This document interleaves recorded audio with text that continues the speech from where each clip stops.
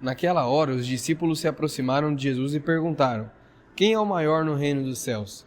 E Jesus, chamando uma criança, colocou-a no meio deles e disse: Em verdade lhes digo, se vocês não se converterem e não se tornarem como crianças, de maneira nenhuma entrarão no reino dos céus.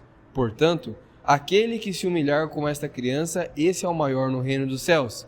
E quem receber uma criança, tal como esta, em meu nome é a mim que a recebe.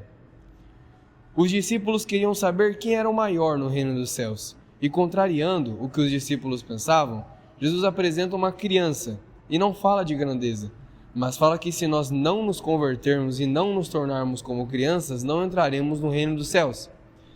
E aqui Jesus ele usa a expressão tornar-se uma criança, logo após nos convertermos. Por que Jesus usa essa expressão?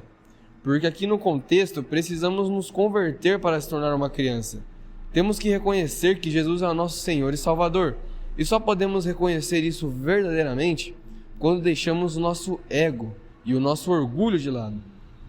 E aprendemos a confiar e a ser dependentes do Pai, assim como uma criança precisa dos pais.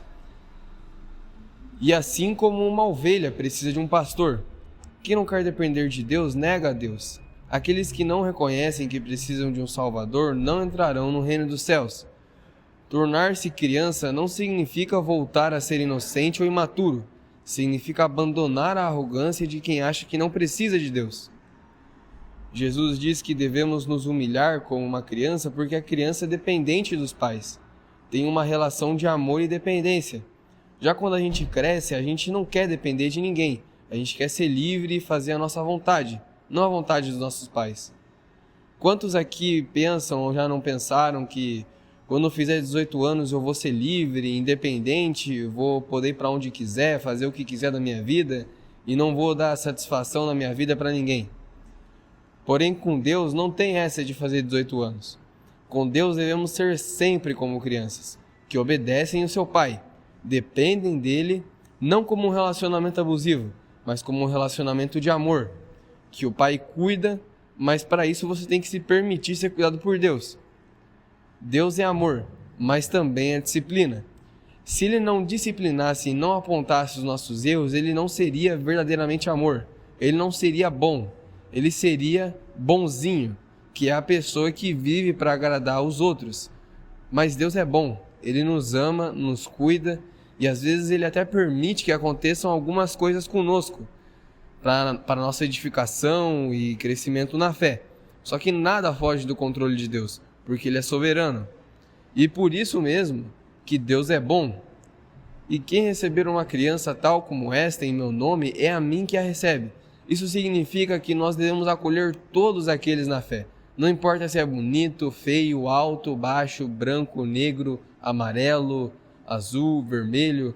Porque se alguém fizer tropeçar um destes pequeninos que creem em mim, seria melhor para esse que uma grande pedra de moinho fosse pendurada ao seu pescoço e fosse afogado na profundeza do mar. Receber uma criança em nome de Jesus significa acolher aqueles que pertencem a Cristo, especialmente os pequenos, frágeis, novos na fé, desprezados ou sem importância aos olhos dos homens.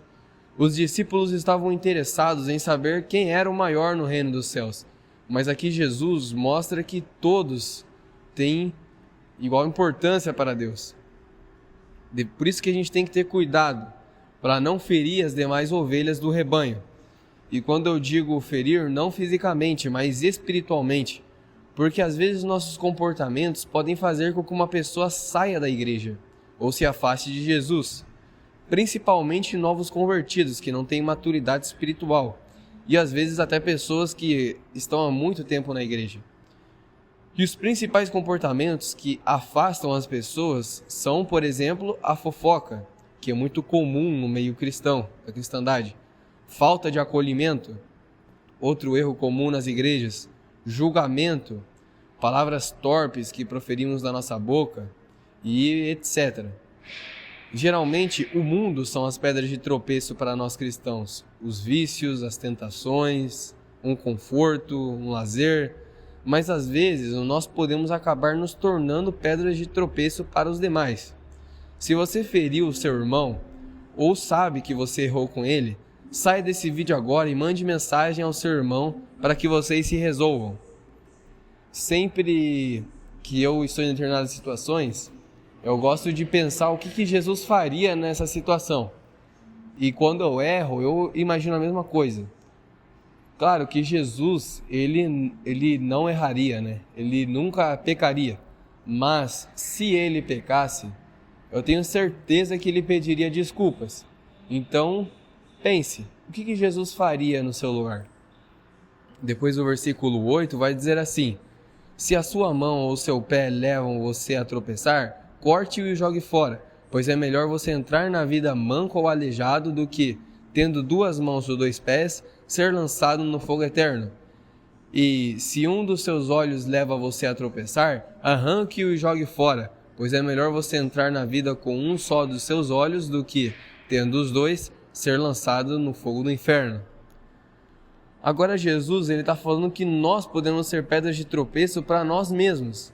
E falando a verdade, esse é o mais comum de acontecer, porque você é o seu pior inimigo.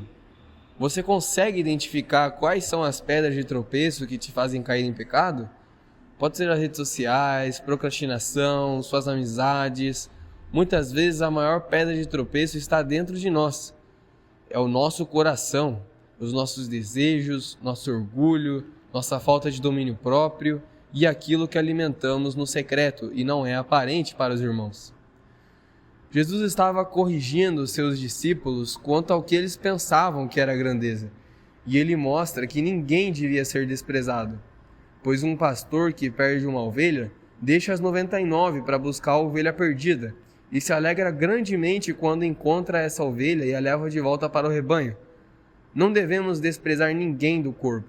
Enquanto os discípulos estavam preocupados com quem era o maior no reino dos céus, Deus estava preocupado em salvar os menores, porque o Filho do Homem, diz a passagem, veio para salvar o que estava perdido. E ele nos ensina 2 coisas: a tirar da nossa vida as coisas que nos fazem tropeçar e a não ser pedra de tropeço para os demais. No próximo vídeo, a gente vai ver como a gente tem que tratar um irmão dentro da congregação quando ele peca.